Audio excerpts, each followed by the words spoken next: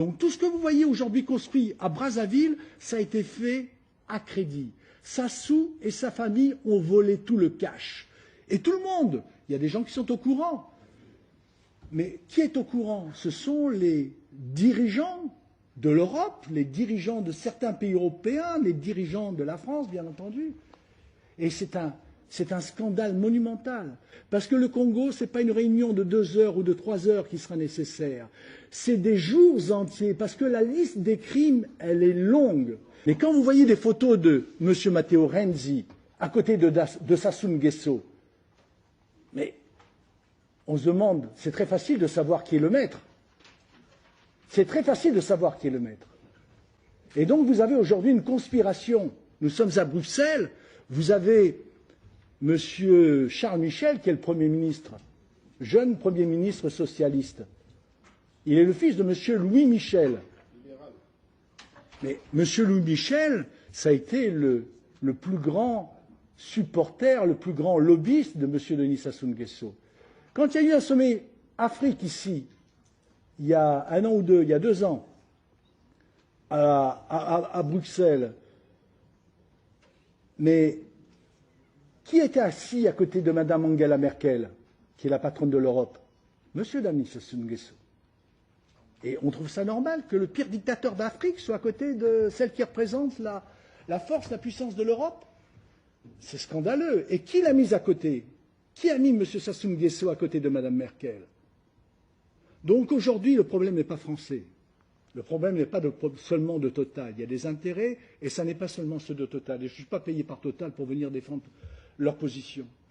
Et donc vous avez aujourd'hui la famille de M. Sassou Nguesso au travers de différentes structures. Ça ne suffit pas de prendre l'argent du pétrole. Aujourd'hui, ils en sont à posséder les champs de pétrole. C'est-à-dire que vous avez des lois en Europe qui interdisent ce genre de promiscuité, ce genre de complaisance. C'est criminel. Eh bien maintenant, vous avez des sociétés qui appartiennent notoirement à la famille de Sassou Nguesso et qui sont propriétaires des champs pétroliers. Les opérateurs sont Total ou sont Eni. Eni sont noyés jusqu'au cou dans ce genre de malversation. Et qui dit oui? Qui fait quoi? Personne. Vous avez une société qui est apparue tout d'un coup. Sassou a promulgué un nouveau code pétrolier. Et ce nouveau code pétrolier dit que vous avez des représentants des nationaux qui doivent avoir des participations. Et donc, par exemple, maintenant, vous avez une société qui s'appelle Continent avec un K. Cette société est représentée par M. Yahya Moussa. M. Yahya Moussa a été le représentant du FMI à Brazzaville.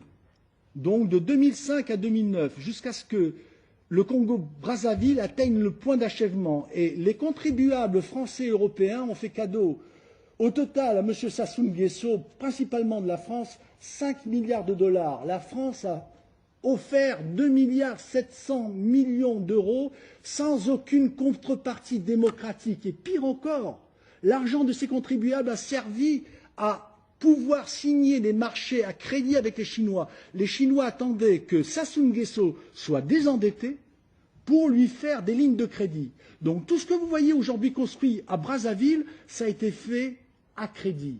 Sassou et sa famille ont volé tout le cash. Et tout le monde, il y a des gens qui sont au courant.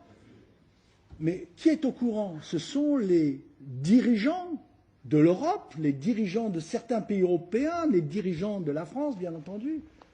Et c'est un scandale monumental. Donc, vous avez réuni, monsieur le député, cette réunion pour jeter un petit faisceau de lumière sur le Congo. Alors, s'il vous plaît, monsieur le député, continuez. Parce que le Congo, ce n'est pas une réunion de 2 heures ou de 3 heures qui sera nécessaire. C'est des jours entiers, parce que la liste des crimes, elle est longue. Et pour terminer, monsieur le député, j'avertis la police française le 31 août 1989 au matin qui se préparait un attentat contre les intérêts français. et que cet attentat partait de la présidence et partait de son directeur de la police présidentielle. Je n'ai pas été entendu, j'ai été reçu d'une manière très dubitative. 19 jours plus tard, vous avez eu l'attentat du DC-10 du TA.